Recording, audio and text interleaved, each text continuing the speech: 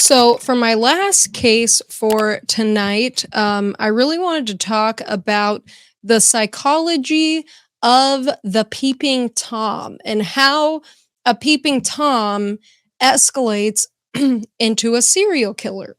Yeah. Well, I mean, we've heard this a lot through a lot of our case coverage. It's really, Cases really being covered. interesting. And I feel like this is what's missing for Bryan Kohberger, okay? That if I had a history on him that showed a history of committing crimes that are slowly working up to attacking a victim, then it would be more believable. The narrative, the story would be way more believable if we saw a pattern of, him progressing. Addiction can be a red flag all day, but that is not a sign of an escalating serial killer. It's just not. It means you may have a pattern of thinking, behaviors that contribute to, like an addiction disorder. Yeah. And serial killing can be like an addiction. And I see how that can be a red flag, but it does not sell the narrative of Bryan Kohberger for me. So, and in the Ted Bundy sorority murder video that we did not last week, it was 2 weeks ago, I talked about the escalation of serial killers and how that was missing for me with Bryan Kohberger. And I've mentioned peeping Toms before and how it's really interesting if you look back at a lot of serial killer cases like the Golden State Killer, like Ted Bundy, like Danny Rolling, Richard Ramirez. There's so many that started out as peeping Toms, or like they would commit like breaking and enterings, burglary, things like that. It's a slow workup. And I found an article by Oxygen True Crime, and I also found a paper that's talking about serial killers, and we'll put it on the screen here. Here, let me just cite it real quick. It is the 2018 paper on the development of serial killers, a grounded theory study by Meyer Sharma at Eastern Illinois University.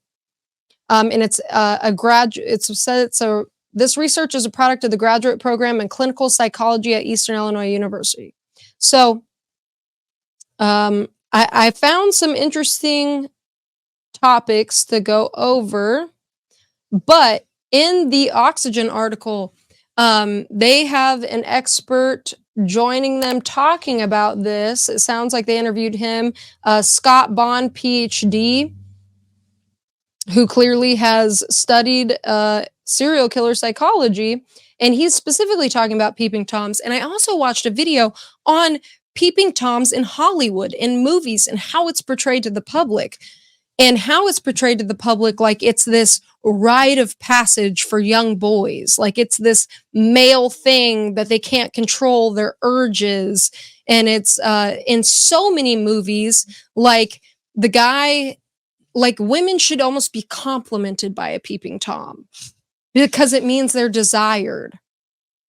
Okay. And how a lot of times in movies it's excused and it's absolutely wrong. Being a peeping Tom, voyeurism that is not consenting is wrong.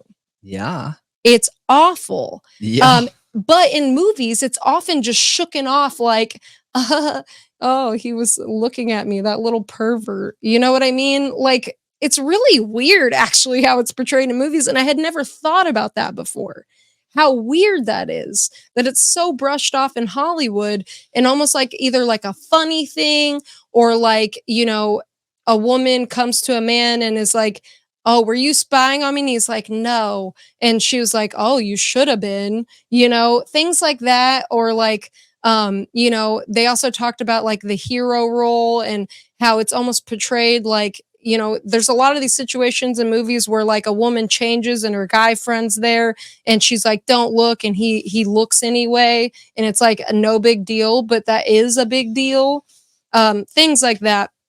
But it made me wonder how much people take into account the whole peeping Tom thing we've been talking about. and how we've been bringing it up. And I've said lots of times that it can be a sign of escalation in a serial killer. It can be a sign if a young boy's doing that progression could happen. Obviously, other signs have to be there. Yeah. Because not all peeping Toms. It's just another red flag. Yeah. But it depends on how it escalates. Yeah. Big time. Sure. Yeah. Because it could turn into something that they, an adolescent is an adolescent. They don't have a fully formed brain. But if it progresses into breaking in, stealing things, obsessive, and not like something they go on to do consensually, then it can be a major, major sign of something bad, just like the somnophilia you covered a long time ago. That can be an escalation from a peeping Tom. Yeah. And that can escalate into them touching and they almost want to get caught. That's where the excitement comes from of it. Yeah. And it's just scary. It's super scary. Imagine waking up to somebody watching you. Or touching your feet, man. Yeah. There's that one guy in Arizona that got caught breaking into women's back sliders, and he would rub their feet and stuff at night. Like, oh man, that is too far and too scary. Yeah. But when you have somebody like a suspect like Bryan Kohberger, who is accused of stalking and essentially being a peeping Tom, wouldn't you look back at his history to see, is this a pattern for him? Has he done this to other people? Are there reports in his hometown of peeping Toms who got caught or never got caught? What do his parents have to say about it? What do people who know him have to say about it? Are there weird things there with him spying on people? Aren't both of his sisters in a psychology role? Yeah. And that was one of his one of his majors, right? Yep. In criminology was psychology. Yep. Which is interesting. All three of those kids went on to care about psychology in some way. Weird, interesting. I don't know. Interesting. But it makes you wonder. The only report that we have of Bryan Kohberger being like a spy is that whole situation with a friend that supposedly she got broken into and he helped her install security cameras, and people making the allegation, there's no proof of it, that he broke in to get her to ask him to install security cameras so he could spy on her. Yeah, that's a pretty big leap. But it's a big stretch. It's a big stretch. He's a tech person. I don't know. Like, why would she... Are you saying because he's a tech person, she would naturally come to him? Like, women don't need men to do things like that anymore. No. She could go buy security cameras and install them herself. You can go buy a Ring camera and stick it to the wall and have an app on your phone. She doesn't need somebody to come in and do it for her. Right. So anyway, what is the appeal of a peeping Tom spying on an unsuspecting victim? So it says here that spying on unsuspecting victims has other advantages for violent predators.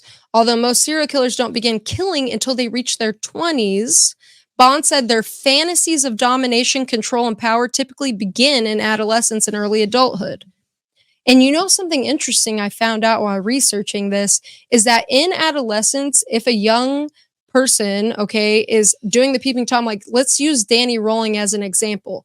He started spying on people and being a peeping Tom because he wanted this idealistic family that he saw in other people's households when he was spying on them, that he didn't have. Right. And then it turned into, as he got into puberty, this sexual thing, okay? Well, did you know if you, as an adolescent, are put in multiple situations where you're doing a voyeuristic activity where you're spying on somebody and you become sexually aroused and you pleasure yourself, you can actually change your own brain to have this thing that you like. Yeah. That can become a thing. Like you can train your brain to like it. And it actually... from the psychology research I've seen, is a thing that's happened to many people. Interesting. That's a background for peeping Toms in a lot of situations. Weird, right? Interesting. Yeah. Because it kind of makes you wonder what makes somebody become a peeping Tom. Like, what sends them down this road? Trauma, for one. That was a big one for Danny Rolling. Yeah. His family trauma. I mean, his is direct trauma. Yeah. But I think there are some peeping toms out there that might not need to be trauma induced, that could be, you know, just not understanding consent, but having desires to see, you know. Psychology says it is a learned behavior. Mm-hmm. So it's interesting. Yeah. But peeping toms are able to gain a sense of power by putting their victims in their sights and watching them without their knowledge. It makes them feel empowered and strong, and they are still not ready to kill, but it's part of this maturity process of a fledgling serial killer. Hmm. And it mentions Dennis Rader, because BTK was also a peeping tom before he was a killer. So it also begins to talk about, it is basically, okay, so there are offenders that it's just kind of a stagnant or particular step. That's all they need to do, and that could be just peeping. The person is a habitual peeper, but never takes to where now he's going into the house. It's difficult to gauge which offenders will go on to pursue more serious crimes. Typically pay close attention to the burglaries where there is a fetish component. And it talks about how this becomes a thing for serial killers in particular, where everybody has this social awareness, okay, and uncomfortability going into somebody's house, right? Okay. So they have this desire to have domination and control over people, but it's uncomfortable breaking into somebody's house because you've never done it before. Sure. You don't know what to expect. You don't know how to do it. Like, you know what I mean? Yeah. They have to get past that. So it's like baby steps of escalation. There's this barrier there where it's really uncomfortable to go into somebody's house. So they start with peeping Tom, then they start breaking in and maybe just watching the person sleep. And it's a thrill. There's a reward process there. And it's also giving them that reward, a feeling like they have power over that person and control over that person. Yeah, that makes sense. And it slowly escalates from there. And I thought that was interesting, thinking about how, because when you think about a serial killer, you just think, well, they don't care about social norms or rules, or, you know, they're not uncomfortable. Like, they're crazy. They're psychopaths. They're sociopaths. But they start somewhere. And nobody is totally that in adolescence when they've never committed these kinds of atrocities before. So they have to get comfortable doing it somehow. Yeah. That escalation, I feel like, is super, super, super important when you're analyzing a suspect. I don't think that we have seen anybody that doesn't have some kind of escalation. However, I have wondered often if there is progression that somebody that hasn't been caught. Maybe they have a high enough IQ. Maybe they have a high enough awareness of themselves and society that they were able to progress without getting caught. But most of the time, there is a background history in criminal activity with a huge highlight in a sexual element, or we see some kind of sexual element like this, or trauma. It's usually like one of those things. Yeah, for sure. But it also talks about, which I feel like the whole peeping Tom thing he's talking about here really relies on the fantasy, the power play, the sexual part of that type of serial killers. Because it talks about that peering into the home of a stranger fuels like a deeper need that just may drive them to begin to envision a more deadly crime. Like, it can be a stepping stone, which I feel like this was an interesting article to talk about peeping Toms. But then in this paper that I found, it talks about serial killer typologies. Do you know the typologies of serial killers? Not off the top of my head. Okay, so there's 4 types, and then there's subtypes. It's the visionary, the mission-oriented, the hedonistic, and the power control-oriented. But in this paper, it breaks it down, and I guess this was developed by like FBI agents when they were profiling serial killers. Okay. But this breaks it down further, and it has an even like bigger categories. So there's organized and disorganized killers, it says. And then it describes those. So the organized killer is clearly methodical. Okay. They're very organized. Duh. They are likely to kill after experiencing some sort of trigger coming from an intimate relationship, finances, or employment problems. These offenders, it is claimed, are likely to have skilled employment, between average to high level of intelligence, or be socially proficient. They are said to commit premeditated offenses. Often they restrain victims and reflect a level of control in the situation. Yeah, the power element. Organized offenders are more likely to communicate and use verbal approach with their potential victims before violence.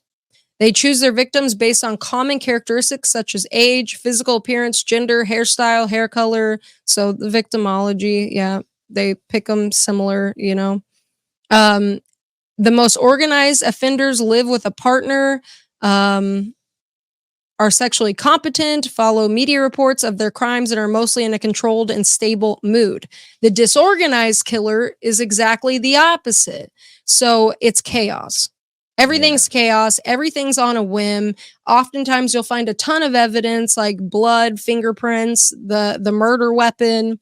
They're socially incompetent, below average intelligence. Well, Ted Bundy was a disorganized killer, and he is above average intelligence.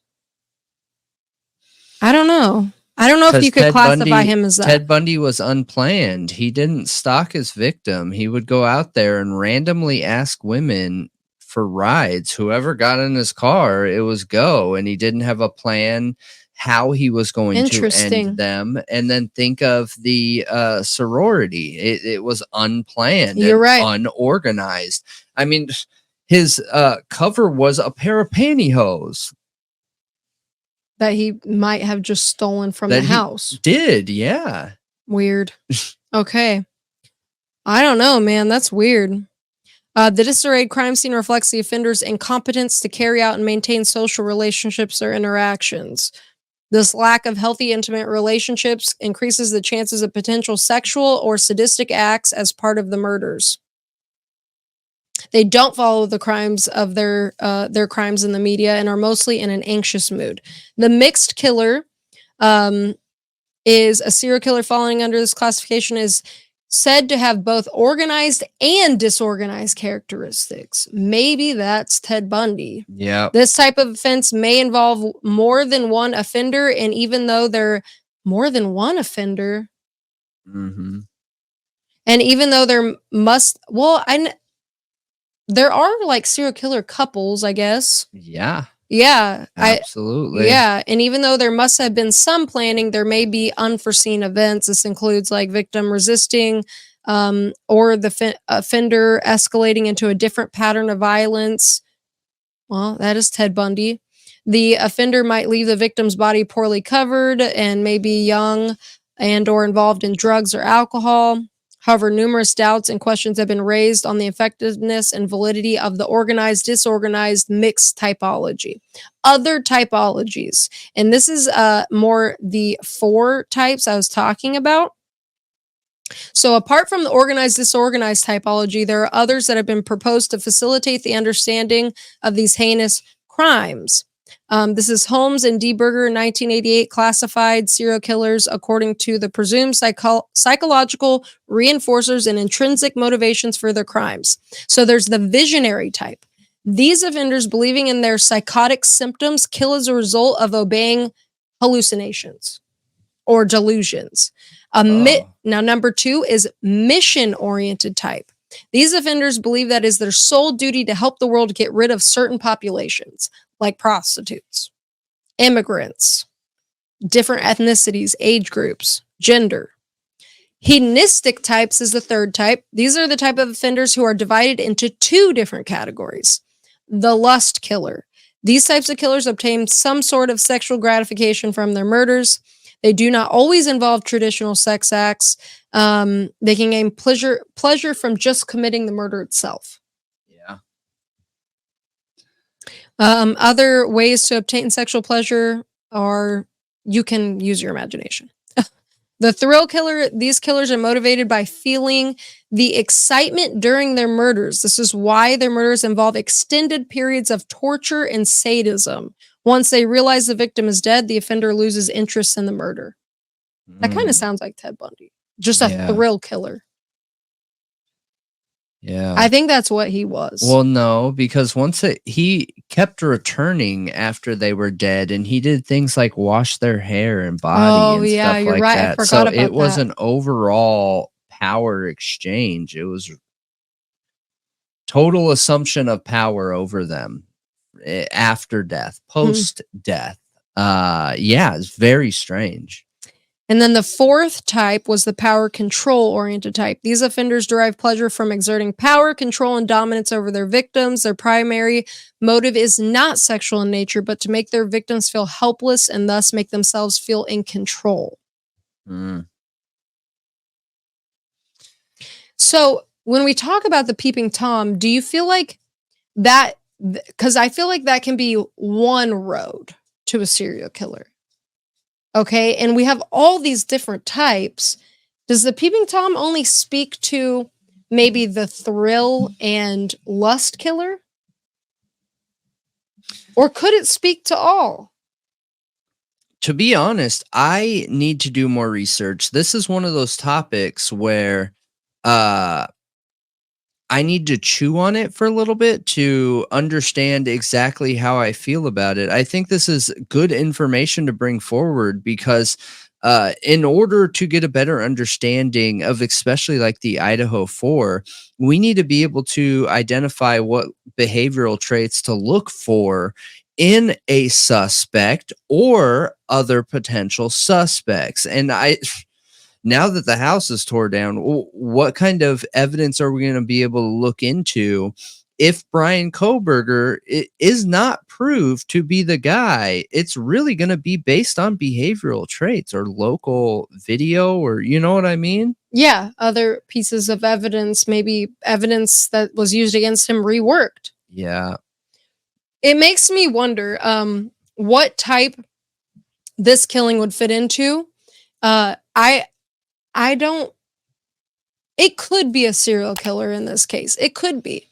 Bryan Kohberger could be a serial killer. This is the one thing that really holds me back, because I've seen people I respect profile Bryan Kohberger, but I feel like their profile is subjective because they are biased in their beliefs of his guilt.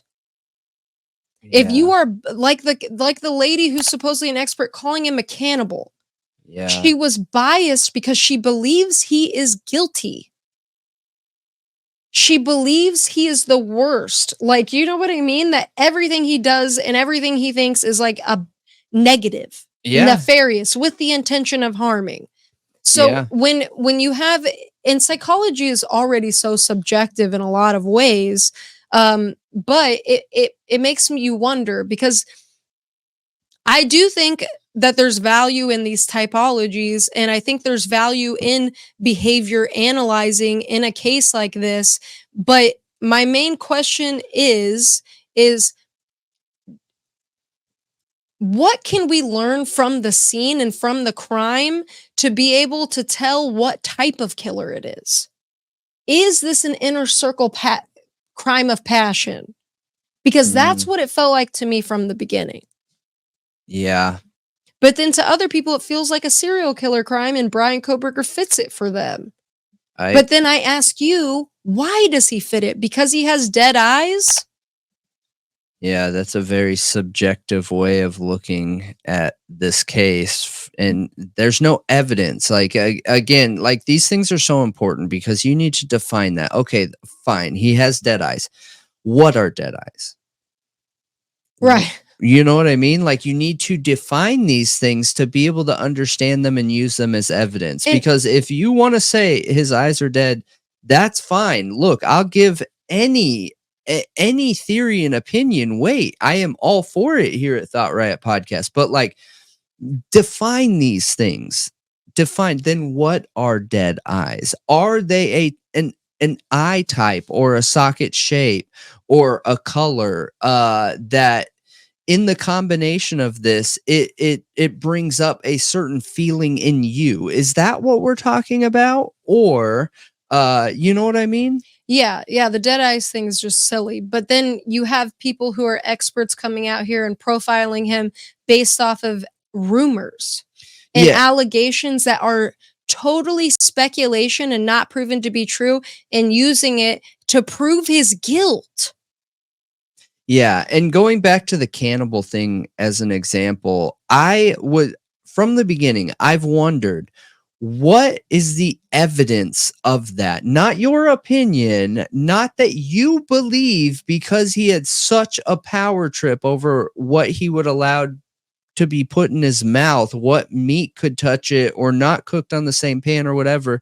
Like, prove to me in the past there is historical evidence and data that this is the case, then I might be willing to listen.